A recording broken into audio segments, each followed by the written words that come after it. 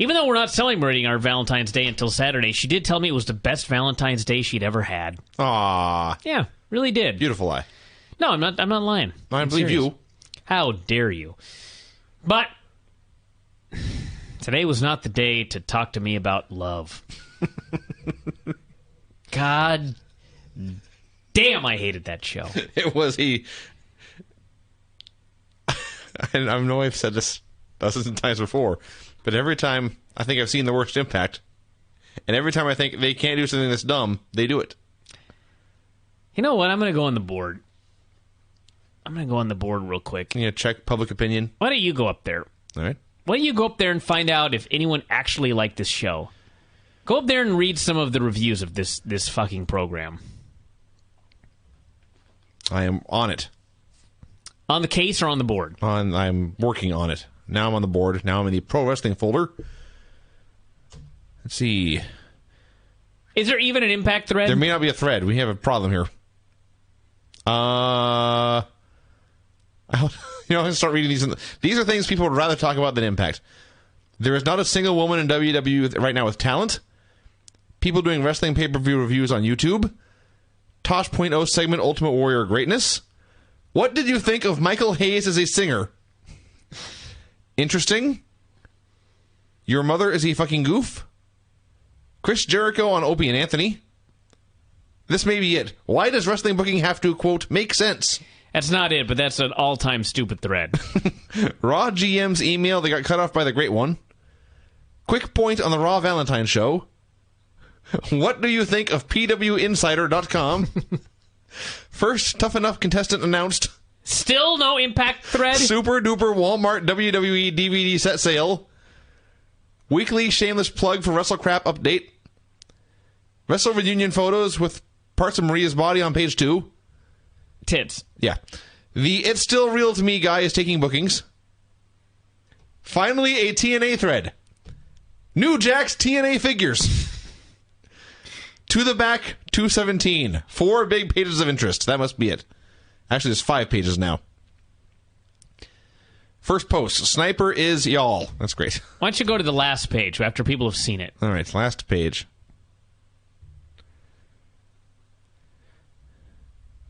Oh, wait, this is a great show. Someone's complaining about wasting too much time on dinner. Someone's complaining about the food deal. Andy Tech wrote, you've got a world heavyweight title match, and you interrupt for a blockbuster announcement that AJ Styles' former manager has agreed to wrestle him next week. I know he's Ric Flair, but still. Are there any actual reviews, Vinny? Does anyone just say good show, bad show?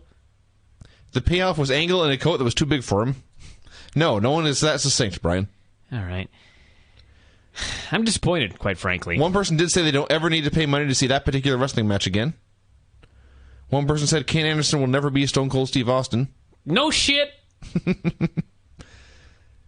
One person pointed out that 3 of the top babyfaces have lost a world title match in the last 7 days. Let's talk about this show. You know when a show opens up with Rob Terry, Matt Hardy, Gunner, and Murphy coming out? Someone said, God damn it, women yelling. There's that one. You're in for a treat. So Bischoff is out with those 4 goofs, and he introduces Jeff Hardy as the new TNA World Heavyweight Champion. And as Bischoff is ranting, they do an insert. They don't cut away. They do an insert showing Ric Flair arriving. They did not have 20 seconds and 2 hours to give this its own little segment. He signed Matt Hardy and AJ Styles for later on tonight. But that's not all. He announced that the network had demanded Jeff defend the title on television this week. We need ratings, the network said. By the way, he never said Spike. He said the network over and over again. I guess because someone remembered the network from ECW shortly before that show went off the air. Yeah. Of all the angles in ECW to steal, the network. So the network wanted Jeff versus RVD tonight. The match that they have spent months building up. Remember this? Oh, yeah. Jeff, RVD got killed by Abyss and was forced to vacate the title. He never lost it in the ring. Jeff Hardy ends up getting the title. On the same show Rob wrestled at. And they tease and they tease and they tease. That's right. They actually had Rob Van Dam was back before they crowned a new champion. But they had to strip the title of him. Right. I guess because they wanted to build up to an eventual Jeff Hardy RVD match. That's what it seemed like. Well, after literally like 5 months, they announced they're giving the match away for free tonight. They actually put up the graphic for this to open the show. And here is where I thought, no. Not even TNA can do this. This has to be a bait and switch. They will do a 1-minute match with a DQ, or Immortal will attack RVD and take him out. They won't do the match. Something will go awry. They can't be this dumb. Well, they are. And you know what? If you want to do this match on TV for ratings, great. But... And I realize that no one in the history of the world would have known this had Rock not drawn a rating on Monday, being a fucking surprise. But, you could build it up for a week. You can announce next week. In fact, they did announce a match for next week. It's not the one they've been building to for 5 months. No. They built up to it for 40 minutes. They can even say, call your friends, because next week on this very show, we're finally going to give you the match we've been building up for all of these months. Nope.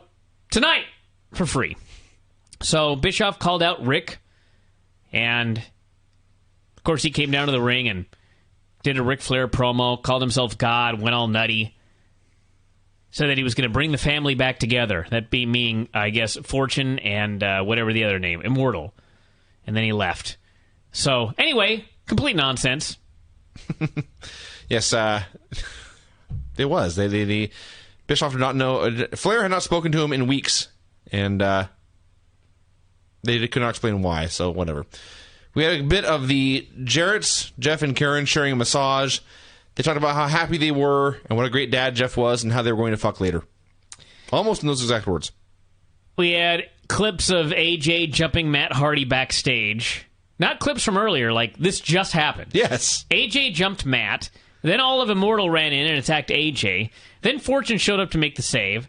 Everyone was fighting, and 30 seconds later, it just vanished. It did not make me want to see the match one single bit, at which point they cut back to the announcers and today calmly began recapping what happened at the pay-per-view Sunday. So he didn't give a shit. Taz didn't give a shit. I don't give a shit.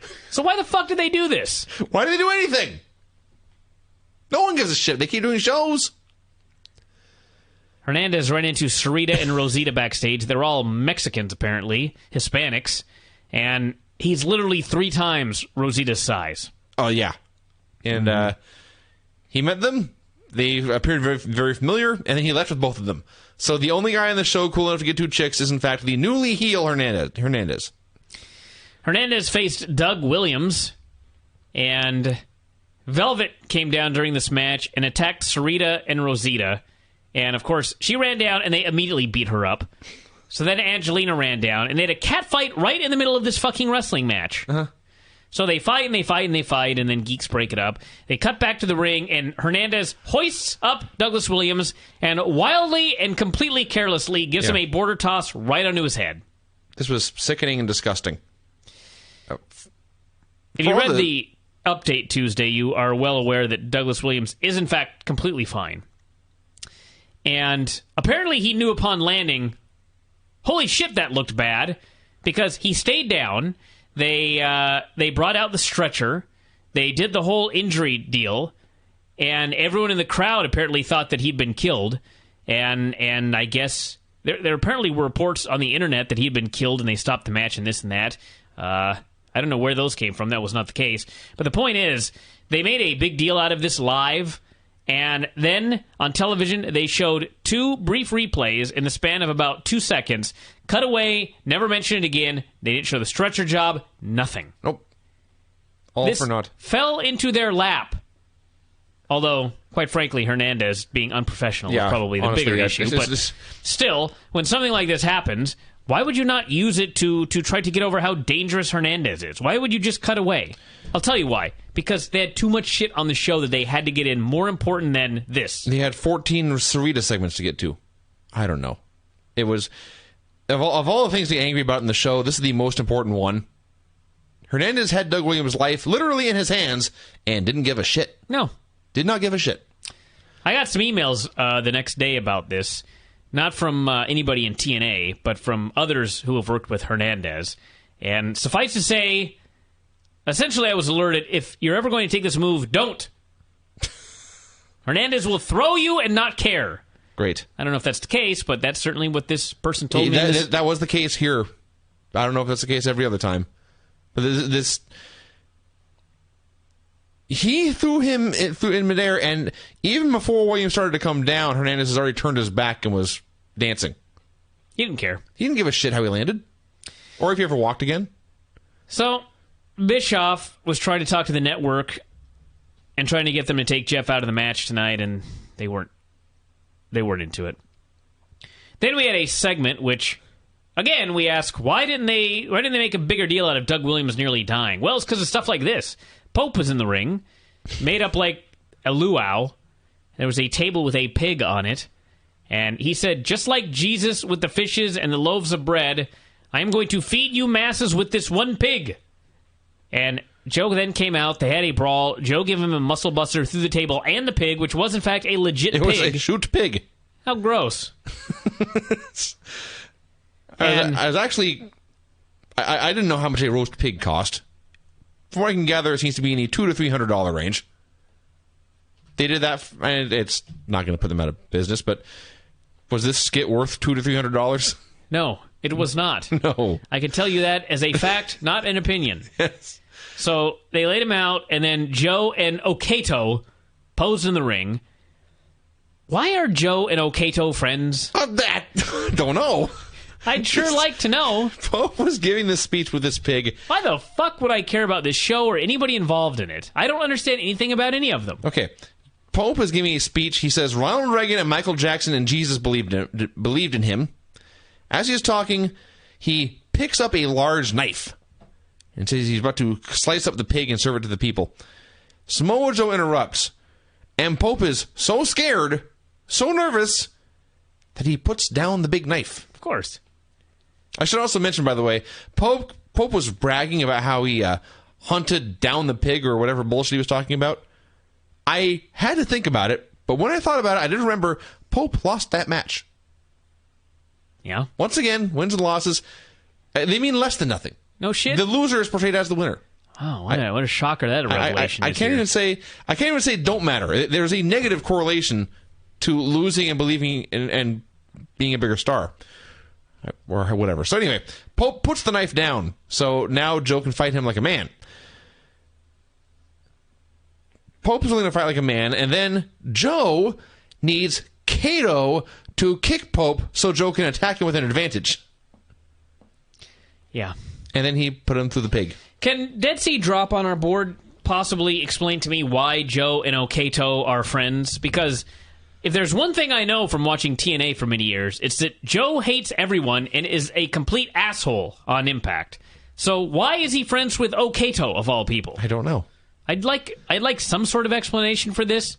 And the dogs. Don't even give me the dogs and the children. We're over that now? Water under the bridge? Sure. Robbie E. and Cookie were in the ring. They actually used the term TNA management. Welcome to 2005. Although, in this case, who the fuck are TNA management? Is it Eric? I think it's Eric and Is Hogan. it Dixie? Perhaps we will find out when the trial is over. Is there a mystery TNA management group that I'm unaware of? Because that's sure what it sounded like here. So he wanted a rematch.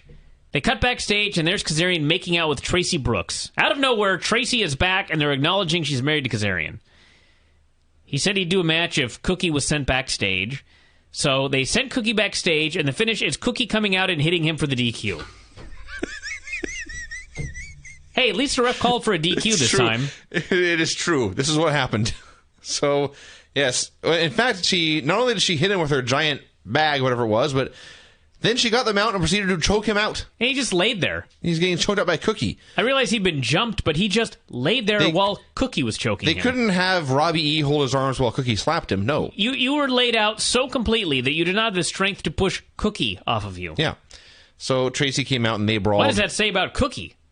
She's more dangerous than Robbie E.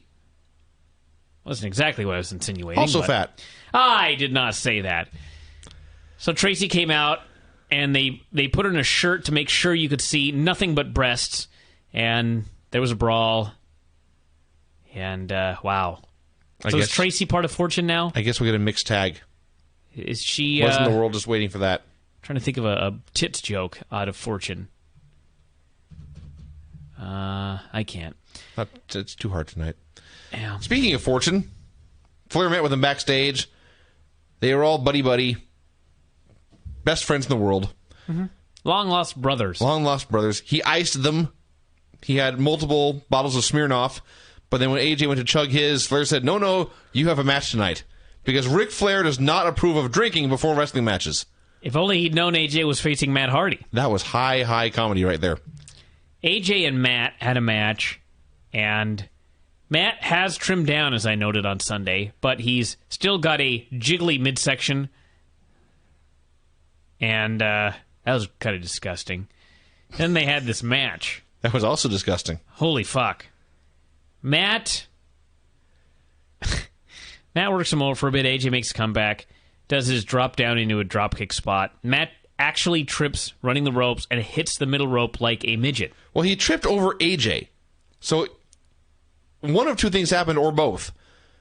Either Matt was so slow. What about the phantom backdrop out of a Styles Clash that just didn't happen? Where he went for a backdrop and AJ just pushed off and landed on his feet. And said go? And said go. He did say go loudly. That was their planned spot, I suppose. But either Matt was so clumsy, or I should say so slow, that he could not keep up with AJ in the spot, or AJ's timing was so badly off that he deliberately tripped Matt Hardy. Of the two, who was more likely to screw this spot up? Let's think about this. How many thousands of times have we seen AJ do this? He does this in every match. How often does it go this badly? It has never gone this badly. Okay, then. And by the way, the time that this happened to me, it was my first match, and I'd had no professional training whatsoever. And also, you're 5'7". You can almost hit the middle rope anyway. So anyway, they had a match. It was horrible. That wasn't horrible, but the end was horrible. AJ went up top. Flair, who was down there with AJ, shoved him off. Matt hit the twist of hate for the pin. This did not result in booing. No. The crowd just went silent. Uh-huh. The Impact Zone hadn't seen another bullshit swerve. Yes. Then they doubled on AJ and Fortune ran down. Do they really think that moving out of the building, the fans are not going to just go quiet when they see another bullshit swerve? Because it would seem to me that if you go on the road for Impact, the only people you're going to fucking draw are the people that already go to Impact. So they're going to have seen 8 million stupid swerves. So if you show them the same swerve you showed the people at the Impact Zone, they also will go silent. I just want to mention that in this show, by this point, we had seen Ric Flair return, we had seen Ric Flair reunite with Fortune, and we had seen him turn on Fortune. Yeah. I believe the show was no more than an hour old. Mm-hmm. We saw a month of storylines in 1 hour. I know we've seen it before. I know we'll see it again. It still blows me away. Jeff and Karen were making out in a hot tub. Go away heat this was. Why would I want to see that? At least she wasn't shrieking. Karen said she was going to have her dream wedding on March 3rd. At Impact. Her dream wedding is at the Impact Zone. No wonder, yeah. I was going to say, well, Kurt made the right decision. Things worked out best for him. Anderson came out, called out Bischoff. He was pissed off that RVD was getting a title shot tonight because, after all, he had just lost the title of the pay-per-view and he did not get a rematch yet. The crowd was chanting triple threat. They ignored them. Bischoff said it was all about ratings. The network demanded they put RVD in the match. Anderson said that if you want ratings, you should put me in there. Bischoff told him the network is upset with your coarse language and your hand gestures. Said he needed to PG himself down. Insider comments, everybody. So Anderson said he likes to say asshole. The crowd likes it. He's going to keep saying it. And he finally relented, said, I'll try to behave a little more. And Bischoff offered to make him a special ref. And Anderson shook his hand and then lead him out with a mic check, which I took to mean, fuck you and your special ref offer. But then later he just came out in the striped shirt. And was a nice referee to try and get his title shot. Yes. Mr. Anderson was the most blatant Stone Cold Steve Austin ripoff Yes. in history during this segment. Why do they try?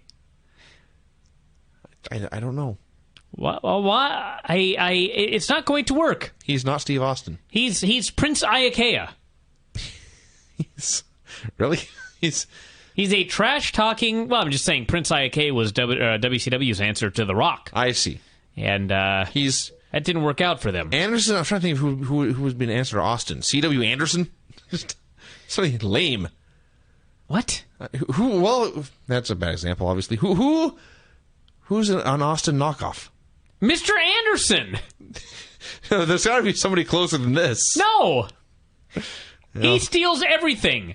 He may as well shake his head back and forth and have an Anderson 316 shirt, which I can't believe they haven't done yet. That'd be a much better gimmick than what they're doing with him. So then we had... He was here. What? Then we had the segment with Velvet Winter. Oh, no. Hey, you know what? No. Listen. This I gotta hear. No one raised their voices in this segment. What? Compared to what they usually do, where they are all shrieking as loud as they possibly can. Okay, they weren't screeching, they were merely yelling. An improvement. Velvet was bitching at Winter in the most heelish manner possible. As usual. I don't know who I'm supposed to like in this feud. I hate every single one of them. Angelina tried to talk some sense into them, and the best I could come up with here is that it is some sort of weird lesbian love triangle where Velvet thinks Angelina is fucking Winter and she's wildly jealous. That's pretty close, I think. I mean, Winter grabbed Angelina's hand and said something like, "You're the only one for me," or something like that. And this caused Velvet to just flip her lid. Uh-huh. You are as close to anything that makes sense as I can think of. This has to be a lesbian storyline. Yes. I don't have a better option. Like I say, their volume, which is usually cranked up to 10, was at about a 6 here. Fine. So who is Velvet feuding with? Is she feuding with Winter? Yes. Or is she feuding with Sarita? Both. She hates everyone. She's a babyface. She hates everyone, and everyone hates her, and she is the babyface, yes. Then they had the goddamn worst fucking match of all time. Listen. This was worse than the Bushwhackers against the Iron Sheik and Nikolai Volkov. This is the worst match of 2011, and when I say that, I don't just mean so far. There will not be a match worse than this by a major company. I promise you. Vince, you're wrong. Vince, at least this was a tag team match, and for half the match, Velvet Sky was not in the ring. We are going to get Velvet Sky against Sarita in a singles match. Who are the two worst working together in this match? Velvet and Sarita. And they're going to do a singles battle. That will be worse than this. I will say that Angelina was no better than Velvet here.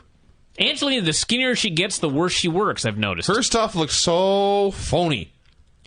And by the way, why is Velvet teaming with Angelina if Angelina's tag team championship partner is Winter? I don't know. This match was so bad, I watched it twice. He did. We watched the entire thing over again. I was so in awe that I had to rewind it and watch it again to make sure that I had seen what I had seen. Velvet is beyond hope.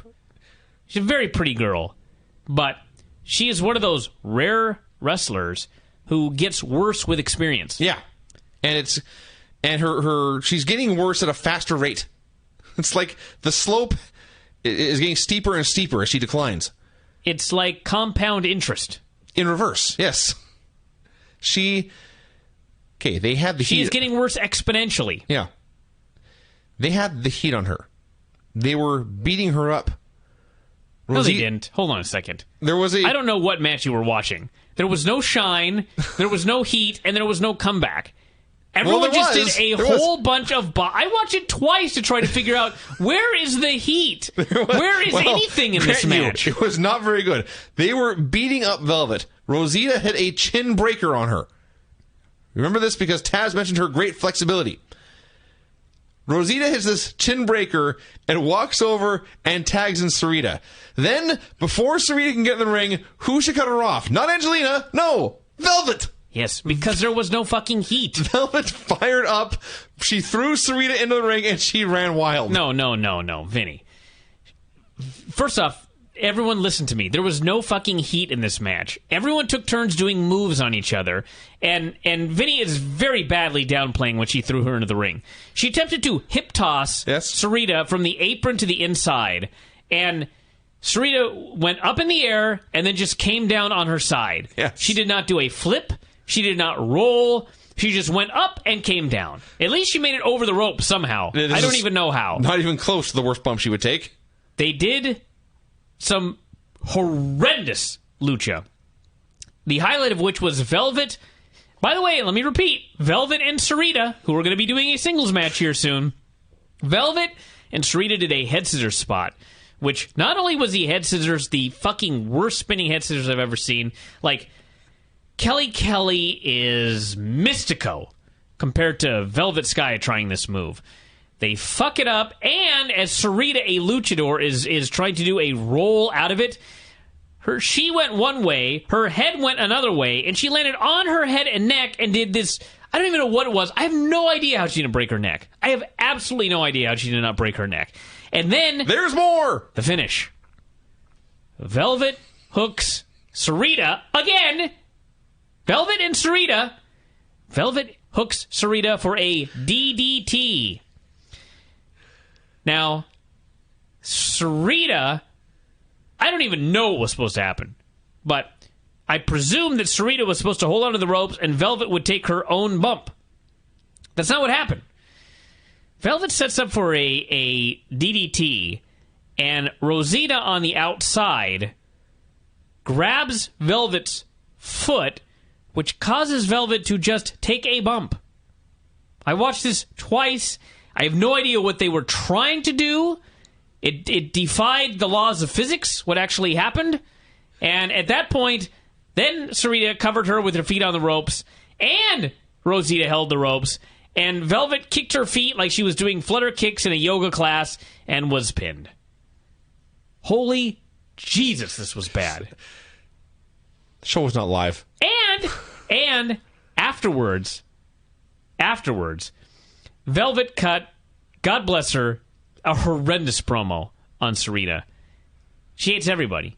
She wanted a match next week with no cheating. Yes, that's her exact words, everyone. She was upset that Sarita could only beat her by cheating, because God forbid somebody cheat on Impact. And you know what she said? She said, I want a match next week with no outside interference. And I thought, you mean a cage match? Foolish me! Of course fucking not! They have no idea what a cage match is all about. They're just going to have a match where the stipulation is no outside interference. So I guess... I don't know what the fuck. No one's going to run in? I guess... How are they going to enforce this? I guess in regular matches, outside interference is encouraged. So... A no outside interference match. Yeah. That's their match, Brian. This I gotta see. There is no outside interference and apparently no cheating. These are the rules. Sarita told her to up the ante. How about in a cage, she said. Of course not! Do you really fucking believe that for a second? No. It's Impact. She said, next week you must put your career on the line. I swear to God that's what she said. Another fucking retirement angle. Yeah, and keep in mind on the show that Kurt Angle returned in the very next fucking segment after retiring on Sunday. This is the worst of TNA. It was. I'm not even going to bother. I swear to you, I will never write Death of TNA. If the company dies, just put this segment on YouTube and be done with it. This right here is why TNA never succeeded. Because they don't know how to do anything. They can't do anything right. Case in point. The Jarretts were in a limousine. They were talking about food. All the food they're going to have for their dinner. The crab and the champagne and whatever. Then we get a shot of Kurt Angle, who I guess said he was going to crash the party. How did he know where they were, what they were doing? Where they were going. Did he install a hidden camera in the limo? Was him and the limo driver in cahoots? How did he know any of this? We saw him stepping into a car. I thought perhaps he had taken the limo driver's spot. No, it's a different car. It gets worse. Oh, it will get worse when we get to the payoff of that. Madison issued an open challenge. Scott Steiner did a promo saying... This went 8 seconds. Yeah. They cut to Scott Steiner and he says, next week, Rob Terry wants a pose down with me? To which my reply was, he does? He did? How do you know? I did not know this. Nobody told me. So Steiner said, next week I'll shove my fist down Rob Terry's throat. Cut away. Never heard about it again. Why bother? What a goddamn awful television show this was. Then they did this long-ass video package for the Jeff Hardy-RVD feud. Jeff did a pre-fight promo. They're building this up like it's a big, epic match. The one we announced 90 minutes ago. Sucks. We got another 5-second promo, this time from Jeff Hardy, saying he would end Rob Van Dam's legend. Then we had the payoff to the Jeff and Karen thing we'd seen throughout the show. They were having dinner. They were apparently the only people in this restaurant eating.